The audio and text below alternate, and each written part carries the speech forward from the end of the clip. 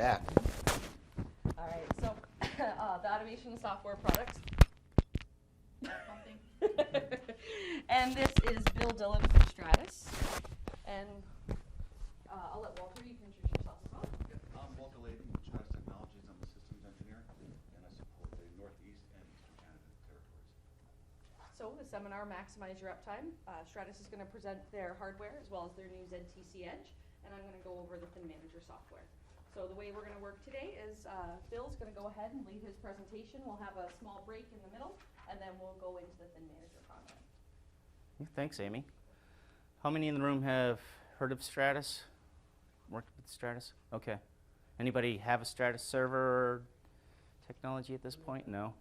So what I was planning on doing was going through an introduction on Stratus. I'll bring you through the technology behind FT Server, and then I will bring you through the technology for this new product that Stratus came out with, ZTC Edge.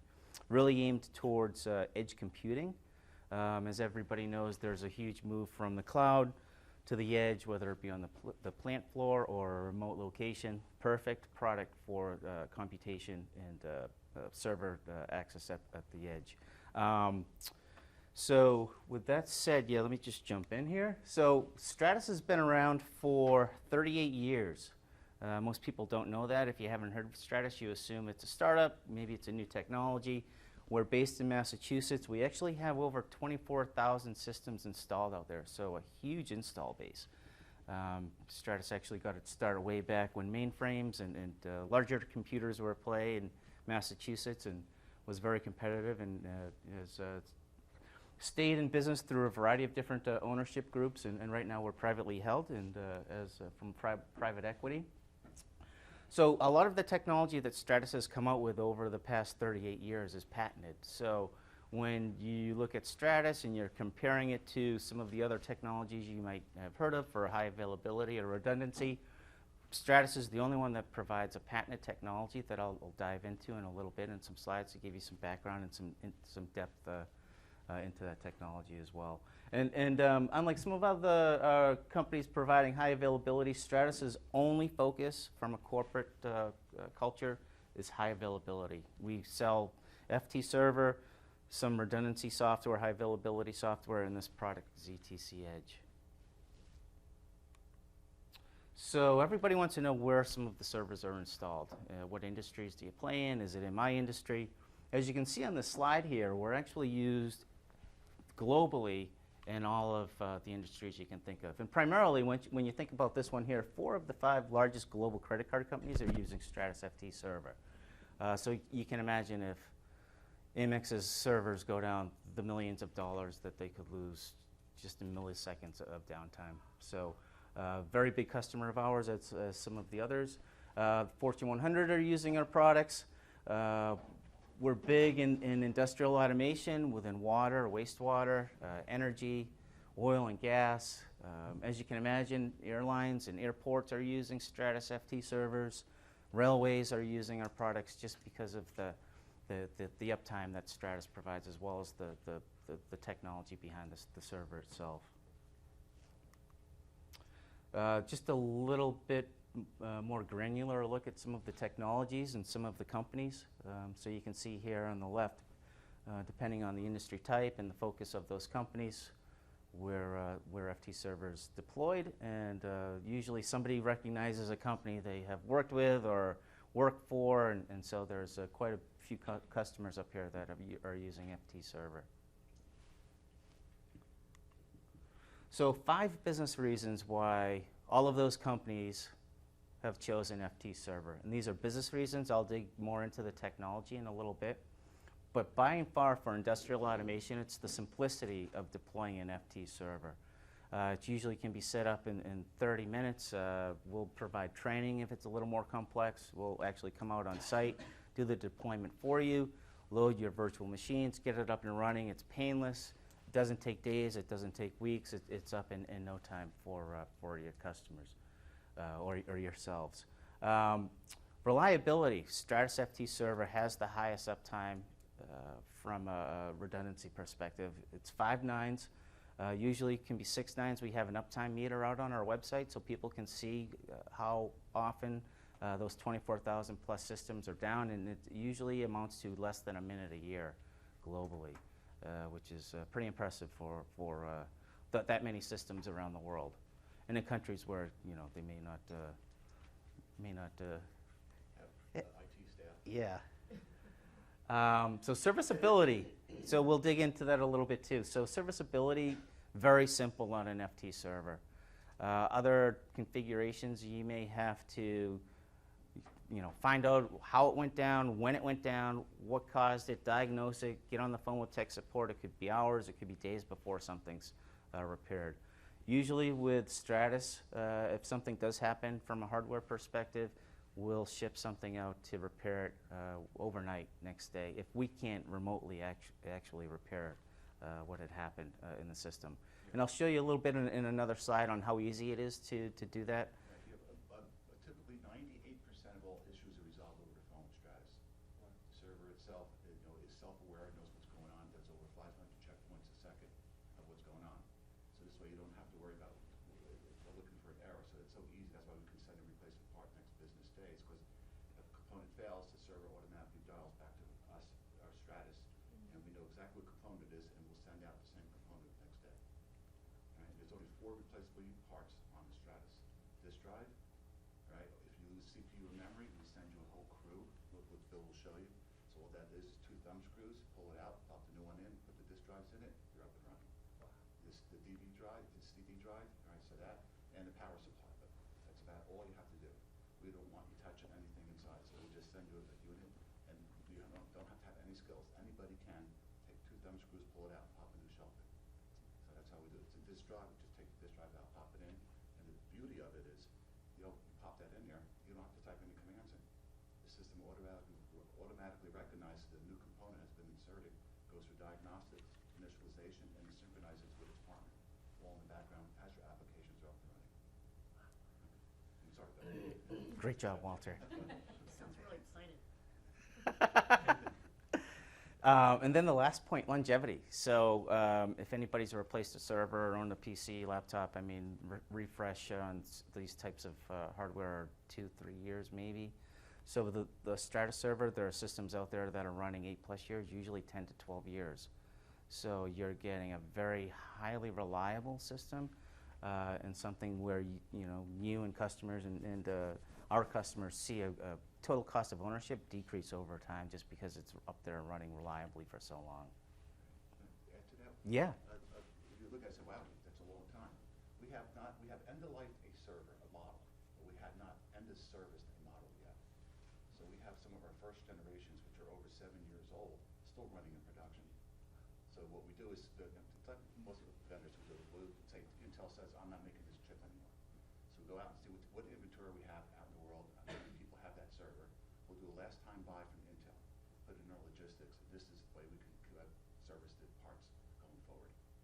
So there's some algorithm, some mathematician up in headquarters that went through it, knows how many parts we got to order to do that. But the first generation is still out there running, and we still have replacement components for it.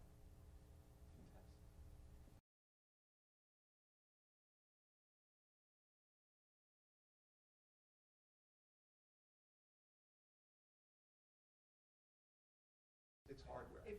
So you got spinning drives. Eventually, the spinning drives are going to fail. So so we understand what's going on. So we know the mean time between failures on most of these components. So and we just have an inventory stock of what these components are. So we make it as easy as possible where just pull it out and pop it in live as your applications are up and running. So this slide will show you exactly what the FT server looks like. This is it for your high availability, fault tolerant system. And like I was saying before, if something has to be replaced, 1/2 of the system can be replaced with 4 thumb screws. It's called a customer replaceable unit. 4 thumb screws, you pop it out, it's swappable applications, and the first half of the server will continue running. So there's absolutely no downtime if anything happens with the server.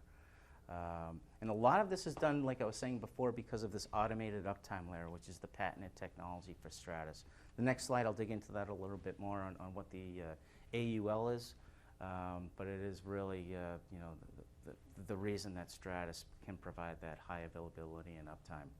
And as you can see, they're so tightly coupled that they're viewed by applications as a single system. They're fully duplexed, which provides and supports that uptime as well and that reliability. I think Walter mentioned too, it's all industry standard components, so there's no concern that there's anything proprietary from a hardware perspective. It's all industry standard that we use, so there's no complexity between the hardware itself. The active service architecture, so the reason that we can repair something with 90% certainty is because we're actually connected to the server 24/7, 365 through either Ethernet or phone line, email, or what have you. We're always connected as part of the service that Stratus provides. So we're Stratus, the FT server is performing, like I said, those 500 self-checks, those diagnostic self-checks, and it's pinging back home on a consistent basis. So if something does happen, we can remotely know about it and then repair it. Right, and we also take it one step further. We check for heartbeats on the server. So every 7 days, we expect a heartbeat to come from your server. And if it's in a remote location and you're not there, it tells us we're not reaching you. We're not reaching Stratus. So we'll call you up and say there's something wrong with the Stratus or your network. So we even get it down to that level as well. So the automated uptime layer. So it's like I was saying before, it's a patented process where the CPUs are in lockstep. So every bit and register is synchronized between the two halves. So there's absolutely no degradation, loss of data at all between the two halves of the FT server system. Because of the duplex technology, you don't have to be concerned about any data corruption or data loss in flight because they're so tightly integrated. And then the beauty of an FT server, because it's so tightly coupled in duplex, is that there's no software that you need to manage. You don't have to write any scripts. You don't have to be worried about any software that you would have to manually do anything with to manage the system. And so like I was saying before, because they're so tightly integrated, they're viewed as a single system, so it helps decrease costs on licensing. So you only need one OS, one application license, so that really is a benefit for folks when they're looking at Stratus FT server. And the bottom point here is that it runs any standard shrink wrap software, OS applications. We're partnered with Linux, VMware, Windows, tightly integrated with those vendors and the technology. Any questions on that? Did you have anything, Walter? No. Oh, all right. Okay, all right. So just a little bit behind the active service architecture. So usually people say, well, how are you connected? Is it two-way? How's the security? Right, everybody's concerned about security nowadays with connectivity. Usually we'll tell customers based on 30 years of designing these systems and being on the forefront of technology that Stratus has that covered. And it's a one-way communication between the servers. I don't know if you want to add any more to that, or? It's basically what we do. It's either through the internet or a phone line, analog phone line. If you can't do that, we can do SNMP. So we can throw some nibs out there, and depending on what operating system you choose, we also have a OPC driver on there, and also we can do through emails. Right, so basically, what happens if something does fail, we just deposit a packet back to Stratus. Just one way. It's just a small little packet, has your site ID and what the issue is. And from that point, we can't get into the server. So what we do is we have a list of people that we can contact at your location that we call and say we have an issue here. We have to dial in. We said, can we set up a secure WebEx where we can go into the server, see and check it out. This way, you're looking at every keystroke that we're doing at that point. If it's just a disk drive, we're not going to call you. We'll send you an email saying expect a disk drive tomorrow. Because a lot of times we know about a problem before you do. And some people say the next morning, FedEx or UPS are out there and there's a box with a disk drive in it. What happened? Because the system's up and running and you didn't know there was an issue. So a lot of times that happens and people say, what's this box for? So you just walk over, take out the broken disk drive, pop the new one in there, take the broken one, put it in the box and send it back to us. And that's how simple it is.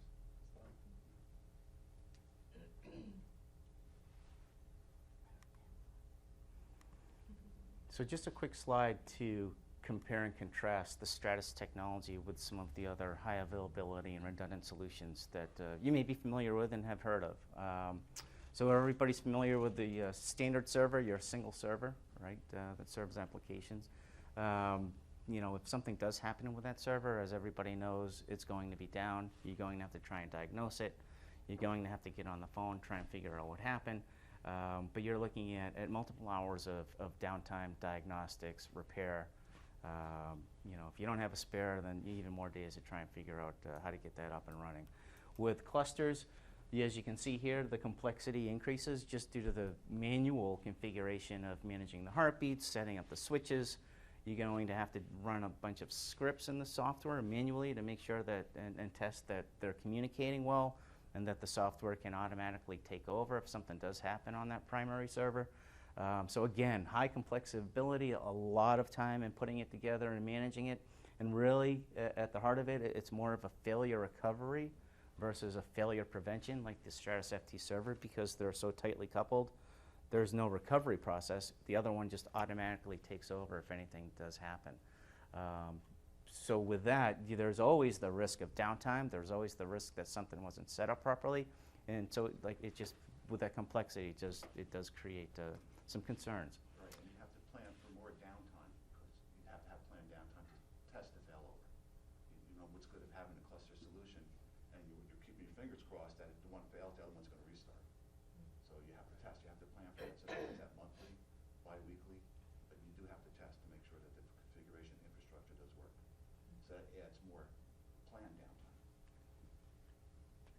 And then there's also a software solution that people would try with VMware, which VMware was never intended to be a high availability solution. And again, there's the complexity there and concern with downtime and something not set up properly. So any questions on that and how they compare with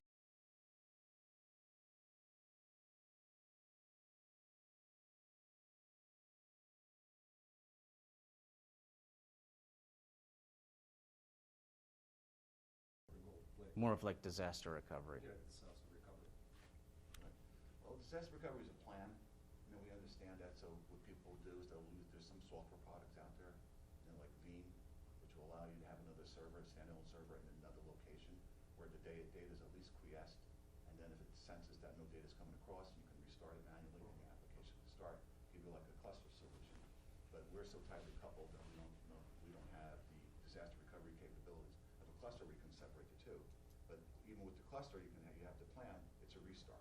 So you do have some downtime before the application restarts. With the Stratus, you know, one is if it's a full disaster, yes, the server's going to crash. But if you have a disaster plan where you're using a package similar to Veeam or CA Arc Serve, whatever package you use standardize on, at least your data will be current and the applications will restart in a couple minutes on the other side, just like a cluster does. But on when we get to the ZTC Edge, you'll see that one could be split site, so we'll talk about that one later. So just running off of the prior slide. So here's just a great list of the differences and the reasons to go with the Stratus server, right? So like I was hitting upon before, you have a fault-tolerant system. It's fault-tolerant, it's not failure recovery. It's tightly integrated with duplexed patented technology. You're going to save costs with applications and software because it's viewed as a single system. You're getting the highest uptime assurance that's publicly available on the website through an uptime meter. And then you're just getting that simplicity with setting it up and managing it, avoiding any type of scripting, additional software, and then repairs because it's so easy to just hot swap the systems and the halves. It's really the only system that provides that type of replacement. So those technologies provide these differences from no loss of in-flight transactions data, downtime, corrupted data, and you're getting 24/7, 365 service with Stratus between the technology and that dial home capability. And so this is just a quick slide to show how, from a visual perspective, the systems are tightly integrated. So you're looking at the two motherboards, equally the same, identical halves of the CRU. They're always on, and they're always communicating, and they're in complete lockstep from a CPU and technology perspective. And then that's all rolled up into these two halves. Here are your disk spaces. Like I was saying before, 4 thumb screws replaces it, and it comes in a nice little single unit that people can deploy and get into their infrastructure. Yeah. I'll get a little deeper into that lockstep technologies, basically, which was Intel chipsets that are deterministic, meaning they can run the same instruction at the same clock cycle. So they're running in parallel at the same thing, so they're running the same instruction. Our AUL layer takes those 2 instructions and separates and goes to the IO and grabs it back. So that's how we're able to run continuous processing. We can lose half the server and continue the process. The disk drives are RAID 1 between the 2 servers, so this way they're always mirrored. So if you lose one disk drive, the data on the other drive is persistent on it. Same thing on the back end with the I/O for the NIC ports and for the networking going out. We team them together. So this way, one goes, the other one takes over or continues to process, depending if it's load balancing or fault tolerant mode. So we got everything covered in there.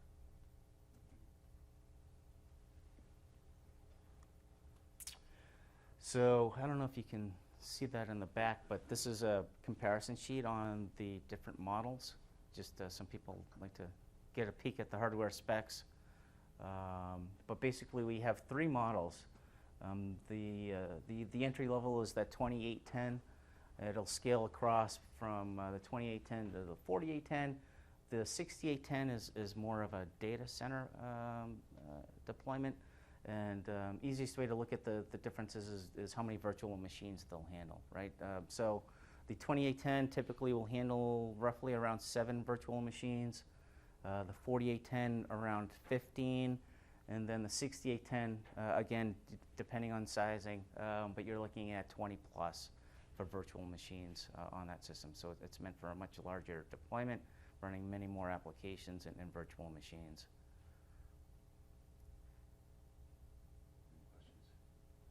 We also help with sizing, so if you have questions on what size server I need, you can talk to us in Gerrie, and we will size the proper server that you need, depending on what applications you're choosing, so we know how much memory to put in there, how much storage to put in there, what size CPU, because 2810 is a single socket 10 core, but hyper-threading gives you 20 cores.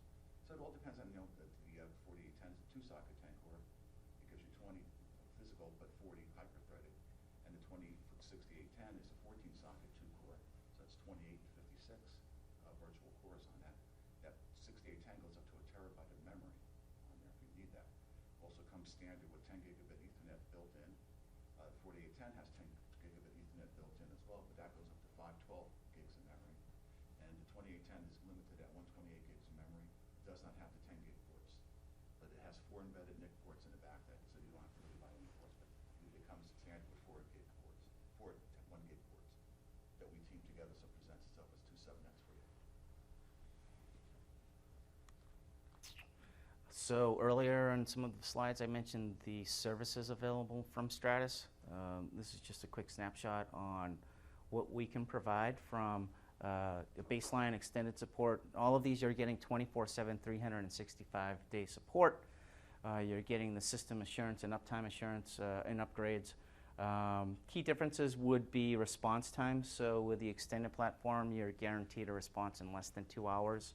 And then you can see as it scales over, with the total assurance, more of like the platinum service level, that's less than 30 minutes. But all of them are offering and support next business day part replacement, and there's multiple options for service contracts. The other key difference here for total assurance, you can see it has all the check marks, right? So that's got to be good, right? But basically it supports problem escalation, vendor collaboration. Basically what Stratus will do is, if something happens with the server, is actually work with software vendors like a Microsoft. If a patch or an update or something through, caused a downtime, caused it to go down, caused the system to fail, we'll actually take that completely off of a customer's hands, regardless of time investment, and work with that partner, that vendor, to figure out how it went down and repair it with either an improved update or patch or whatever in order to get things up and running again. And we do have a lot of customers that truly appreciate that, such as an Amex. that is on that platinum service level because of the really the premium service level and the fact that they're getting that white glove treatment for any problems from an escalation perspective. Right. And also added to that, we give you root cause analysis. So if there's something that causes a bug that brings the application down or brings the server down, we will root cause it, fix it, and make sure it doesn't happen again. Where on the extended and system assurance, you won't get the root cause. We'll just if it's a hard problem, we'll fix it, and we'll bring the server up and running again. But there won't be a root cause analysis done on that. So it all depends on how deep you want to go on that. A lot of the root cause analysis that was done for the customers that had total assurance, maybe the next release will have those patches in it, but it's just depends where you want. We would say 90% of the customers go with extended platform support because it gives you more than even like a Dell or an HP would give you in their standard.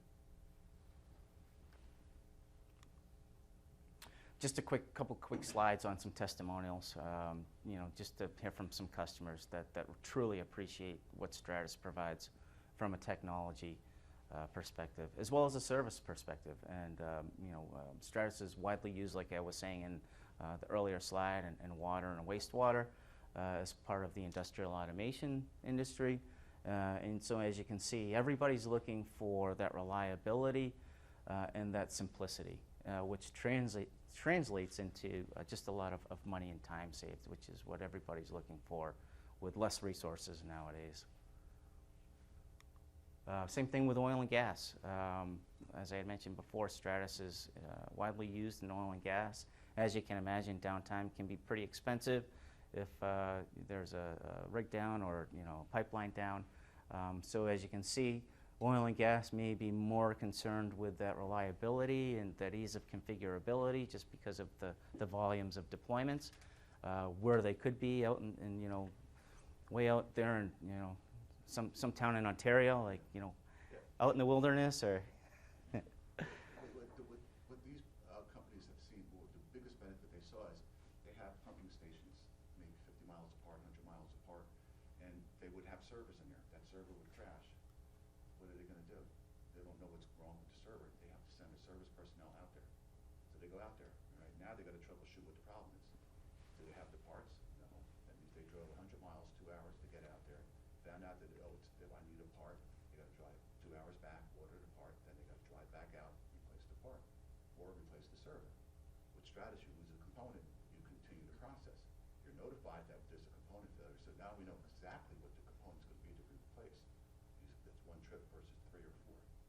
So they love that concept of it as well. So they continue the process, and it's only one trip for the service person. So just to summarize some of the key differences and benefits of a Stratus system, FT server system, right? Customers aren't encountering any unplanned downtime, which is huge under the right circumstances to just the investment of time, the loss of revenues, resources involved. So with the Stratus server, there's no unplanned downtime. Like I was saying before, because it's so tightly integrated, there's no data corruption or loss of data.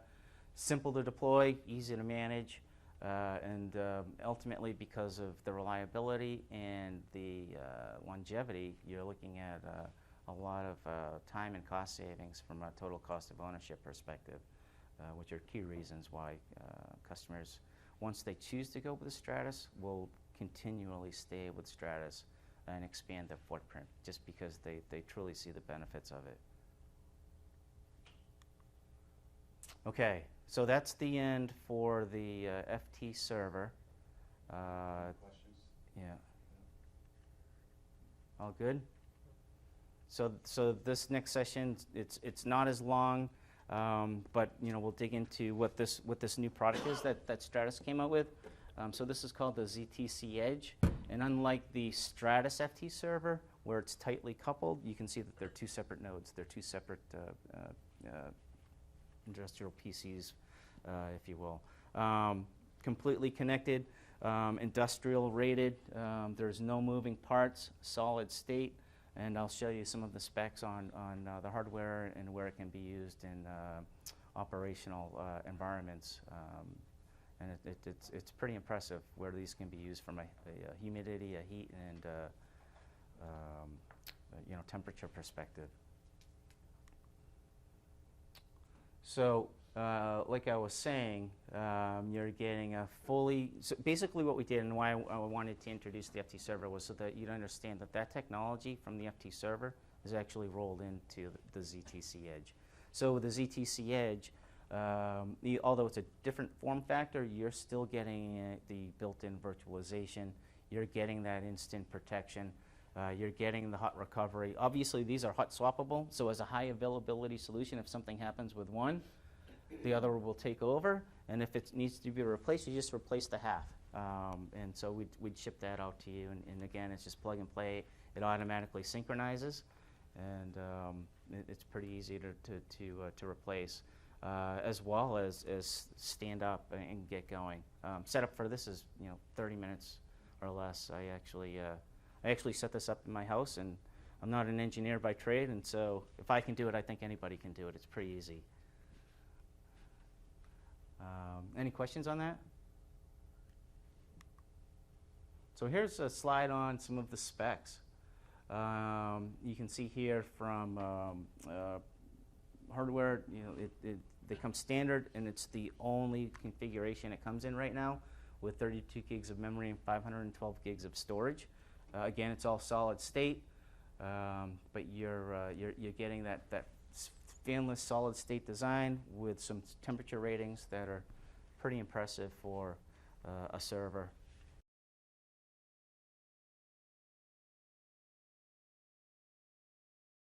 Off of Red Hat Linux, we're using the KVM hypervisor with it, but what we've done is we've encapsulated it with our specialized software to make sure that it's fairly redundant.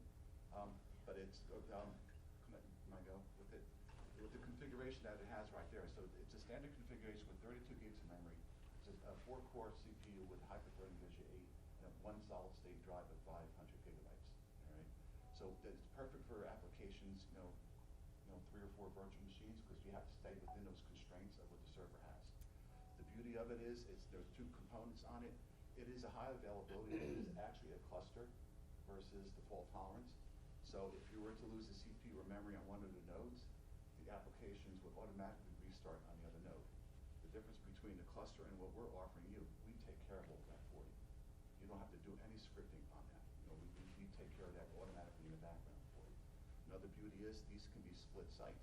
So you can have one on one side of the factory, one on the other side of the factory, protect against localized disaster, or we've tested it up to 23 miles apart. So that depending on your networking, because there's a heartbeat going between it, depending on your networking, you go up to 23 miles apart. So another beauty of it is we can load balance your applications on it. So let's say we size it up for 4 virtual machines or 4 applications. You can have 2 on one node and 2 on the other node. And it's going to run automatically, but the constraints are you can't go beyond 32 gigs of memory, 8 CPUs, and half a terabyte storage. Because if one of the nodes does have a hard failure, those 2 applications will restart on the other one. The 2 original ones that are on the working one are continuing, but those 2 that crash will restart on the other one. And the restart takes about 5 minutes, maybe, so depending on the applications. Right? The difference in serviceability on this is FT server, you can next business day. This you'll get a replacement component in 3 business days. Also part of our technology, as you mentioned, that we integrated it in there, they are self-aware. So if it starts to see something going flaky on one of the nodes, it will proactively live migrate the virtual machines to the other node. Call Stratus, let us know, and we'll send you the replacement component. So it's a really nice little machine. It's a lot more versatile. It's more versatile than FT servers because it's split site, but it does have its limitations for 4 virtual machines. So it's perfect, as you mentioned, for edge locations or remote plants that need applications locally now, or they don't want to have to rely on headquarters to get the data in anymore. So this way you have local control of it. Sorry, Bill. Great job, Walter. So how does the ZTC Edge compare to some other instances, right? So again, if you did have a single server, you'd have to have a spare. Again, just complexity in deploying that and setting it up and maintaining it. And similar value proposition to the FT server, right? You're just getting something that's out of the box, easy to set up, easy to deploy, highly reliable. If something does happen, it's easily repairable, versus some of these other instances that people may be running and just used to having on site, where it just takes a bunch of time. you know, you're going to have downtime, and you're just going to have that complexity that as we continue with technology, people are really looking more for that simplicity, right? So those are some of the differences. Any questions on that? Hand me the installation guide. What? The sheet you want. Where'd it I just go? wanna, yeah. I can't. You're tight. I'm chained.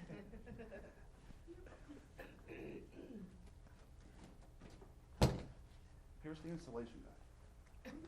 Pretty heavy. This is, Yeah. this is it. Here's your installation guide. You can pass this around. That's what it takes.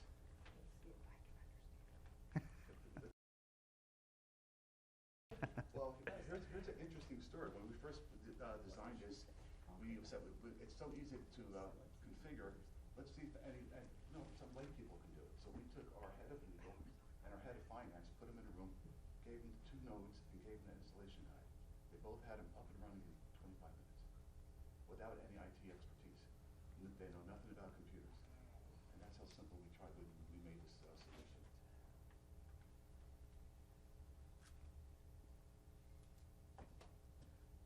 The IT person got it up. She's ready to set it up. So I'm going to break the system, and then you can come up here and get it going again.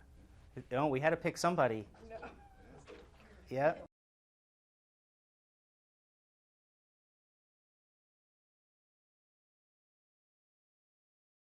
So this just gives you a comparison. So then questions come to mind. You know, how does it differ from DFT server, right? So just a quick slide that you can take a look at and see.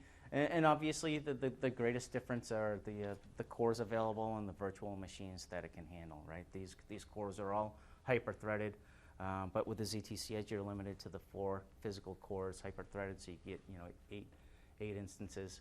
But with the FT server, you're definitely scaling just because of the system itself, right? So entirely different applications. But there's a huge interest and need for ZTC Edge, like I was saying, for edge computing, smaller deployments, and like I was saying, we're seeing some pretty good interest in it. Any questions on any of that? So, yeah, there we go. There's a picture of me setting it up on my floor. So basically what I can do is just show you a quick demo on how simple it is to look at the web portal. So. Let's go over it as well. As you can see, it's so simple. If you look at the cables here, you got a blue cable, yellow cable, and we send these with you. And if you look at the ports, one is blue, one is yellow. So we make it that simple. Just plug the color cables into where it has to go. You get 2 business net ports on here, so you can have 2 subnets on there. That's it. How you do it.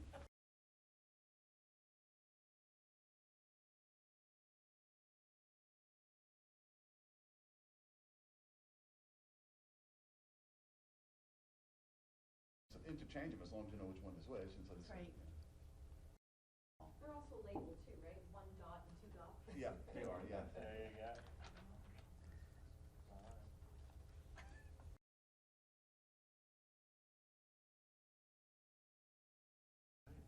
There we go, up and running. This is the dashboard of the ZTC. This is what you'll see.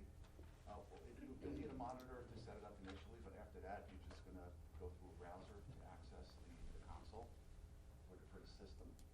Each one of those nodes will have an IP address, a physical IP address, but then the system itself will have an IP address. So there's 3 IP addresses, one for each node and one for the system. And that's how, in licensing features, where just say a Rockwell application, we'll see it as a single server, so that's only 1 license. Where a true cluster, you'd have to buy a license for each one. The difference, the only similarity we have to a cluster is Microsoft. They have 2 different machine IDs, and Microsoft requires licensing for each machine ID. So if you put 4 virtual machines on that, which is probably the most you probably can do, maybe a little bit more, you'd have to buy 2 standard licenses for each one of the nodes, which will give you 2 virtual machines per license. So that's where you have to think about the Microsoft licensing. But the application licensing, as long as it just needs 1 IP address, only need 1 license. This is how easy it's set up. Through this console, you set up the call home capability. Tell them what you need, set up your networking, set up your storage, set up your virtual machines. Has all the alerting on it. It also has a performance meter on it. Tells you what CPUs are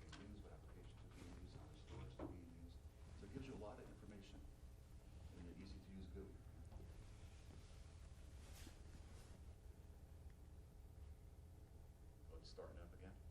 Yeah. I'll just go through the dashboard while it's coming up.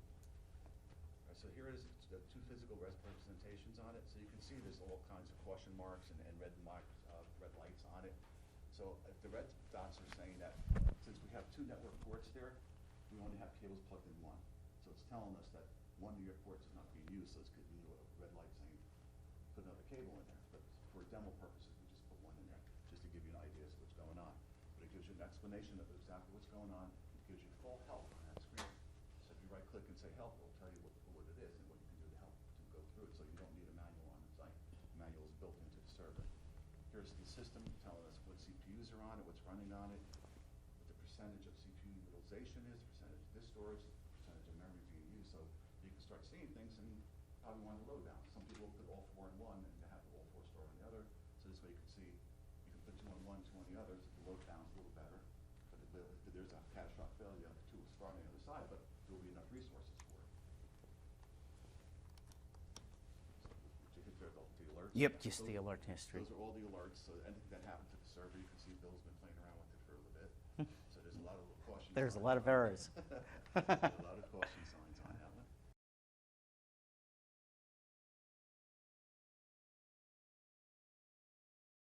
Oh, the server will send out itself. Oh, for the alerts, you'd have to log in. So these are informationary alerts. Well, they can. Well, We do can it set that way. up. That's what I mean. Yeah. Yeah. No. And then you get audit logs that you can share with people. Right, so it does have an audit log, so sometimes. So you can it's generate a gonna be error. diagnostic file Well, here. it's gonna send us the audit log, so you just take that and click it and send it up to us. All right, so that's node one. Yep, that's just, yeah. You got node 0 and node 1. Node 1 is basically telling you, I can't see from here, my eyes aren't as good as they used to be. All right, so hit the, what's the warning on it? It's probably the It was probably the, NIC port, yeah. I Go can to see the the, alert history, please. Network interface is one, is the link or carrier on it. that was from yesterday though. Yeah. So. 11.5. Reporting, oh, it's degraded link condition. That's what happened before, Yeah. because it had to reconnect. We just got a cheap little hub there, so it's not gonna. Yeah. Well, it all depends. Let's just say you have 3 applications, right? The first application requires two virtual CPUs, 8 gigs of memory, and 100 gigabytes of And storage. you can see here too, it's, Subtract that from the resources that you have. The system itself takes one virtual CPU, so now you have 7 virtual CPUs available for applications. So that all 3 are less than 7, you can fit 3 on there. If all 4 are less than 7, you can put them on there. If you got 5 that are less than 7, you can put them on there. Then you got 32 gigs of memory. So a couple of gigs go to the server itself, and the rest can be spread across the virtual machines. And then the limitation is the disk, 500 gigabytes, a solid state. So you just got to make sure it's partitioned properly. You know, we do have a sizing sheet for this, so we can help. So this way you can do the combination, see what it is. So this way you don't exceed the resources. Yeah, you can't. Once you create the virtual machine, it's going to ask you how many it prompts you. So it says create virtual machine, it's going to ask you operating system, 2012, 2016, or Red Hat Linux. Okay? Then say how many virtual CPUs you want to assign to this virtual machine, how much memory you want to assign to the virtual machine, how much storage you want to assign to the virtual machine, and what NIC port or NIC group do you want to assign to this business port to assign to this. Desktop to it, yeah. Once you have assigned an IP address. So what does it say? that's just the import, Oh, import. I don't know if you want to Right, touch yeah, that. so that this way, if you have virtual machines created out there, say in VMware, you have a virtual machine, you create a template on it, you want to deploy it on here, you can deploy it on here. So we allow you to deploy virtual machines, templates that are out there, so you can import them inside. All right, the USB on this, it works just for importing. We don't recommend using it. Some people say, well, can I use the USB for more storage? You can, but why do you want to do that? Because if that node fails, you lose that storage as well. That storage doesn't fail over with it. So it's more for importing and loading applications than it is for business use or production use on that. Yeah, the new generations will probably have more storage on them, but this generation right now fits 4 virtual machines. So you can have. Yeah, you probably would.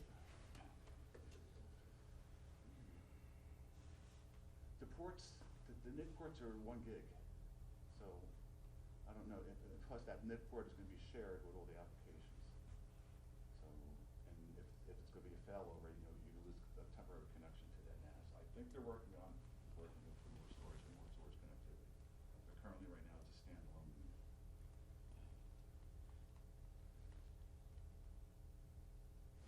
So this is just to show Rockwell Instant Fizz on the system running, right? So you can see how it's taking the data, it's actually up and running. Both systems, if I go back to the dashboard, are communicating. So I was going to show what would happen. I can do 2 things, but I think basically just to show how they communicate with each other, I can detach a communication link from the second node, and you can just see how the systems will continue to operate. We'll get warnings on the dashboard, so then alerts could be set up or sent out. There's a diagnostic process that happens when something like that happens, just to make sure it's not something that's easily repairable. You'll see that even though 1/2 of the system has lost communication, everything will still keep running, so you're not losing any data. And I can do that there.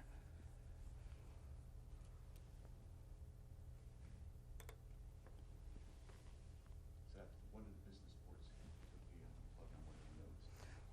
So you'll see in a minute or so that there'll be an update here. It'll do some self-diagnostics. You'll see some warnings. And again, that can be sent out to people. It can be monitored from somebody, and it's one of these things where it's done all on its own, right? So there doesn't have to be somebody involved to manually switch it over. You don't have to write any scripts. It's all taken care of. Yeah, once you set the system up, the virtual machines, and the partition properly, you probably won't even go into this anymore unless you want to see the performance numbers. Because we take care of everything for you in the background. Now, the blue and the yellow cable, we call those our availability links. So those are redundant links, and they're synchronous links between the 2 servers. So make sure the data is quiesced, and also a management link so we can do live migration of the virtual machine. So those 2 will always have, always there. So you can pull one out, and it will still keep going. It will go through one link, but we'll get a little bit of degradation. But that's the purpose for the blue and yellow cable. That's to synchronize the node itself. The other 2 ports will be the business ports. Go to the outside world. So you can see the top level warning here. I don't know if you guys can see it, but it captured that there was a link loss between the system. But then you can see the node 0, the primary node, still operating, still processing everything. So there's an opportunity there to diagnose it pretty quickly, or at least be aware of it rapidly.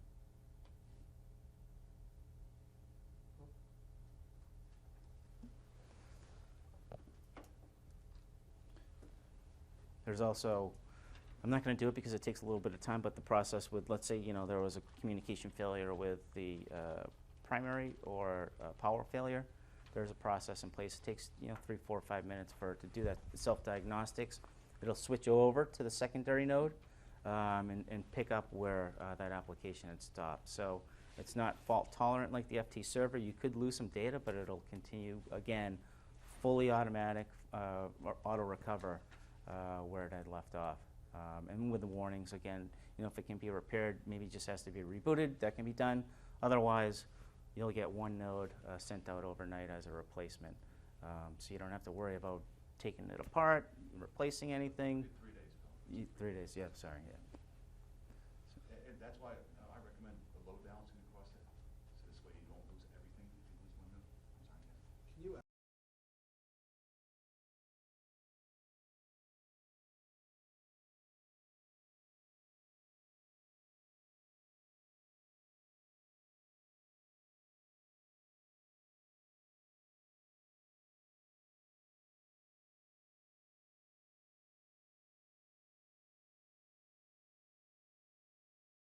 You're going to get an alert on the panel. Right. Yeah. That's what you're asking. Yes. Yeah. Cool. Yeah. So. Go into the configuration showing how to set up the call home. Really, Walter? Yes, really. I think it's under preferences. Oh, yeah, that's what, I was just testing you. So this is, it's kind of hard to see, but this is So where you put all e-alerts. the information. There's the alerts, and was that email alerts? Yeah. Oh, this one is some, That's SNMP, traps, yeah, once I clicked on that, it went to, enable alerts, support configuration, further down. oh, down there, right. Right, and there's enable the emails to come across, all right? Proxy integration. All right, so basically it's real simple. Just go right down that and you can enter all this stuff in. Go to Yep. configuration, show them that. All right, Oh, system information. this is the system information. So we prefer a static IP on this, especially if it's going to be on the DNS server. So at least for the server itself, so you'll have to have static IPs on that. Go to SNMP configuration. All right, so this way, if you want to use SNMP, we give you mid files on there, so this way we can trap and send them out an email. All right. Include secure connection. Secure connection? Right, so this way you can have the secure, the security features for HTTP on that as well. So it gives you a lot. All right, so let's see, got support logs, alert log, history, users and groups. Okay, so that's a quick overview of what the server does. If you have any questions, you can come up and look at it, play with the dashboard.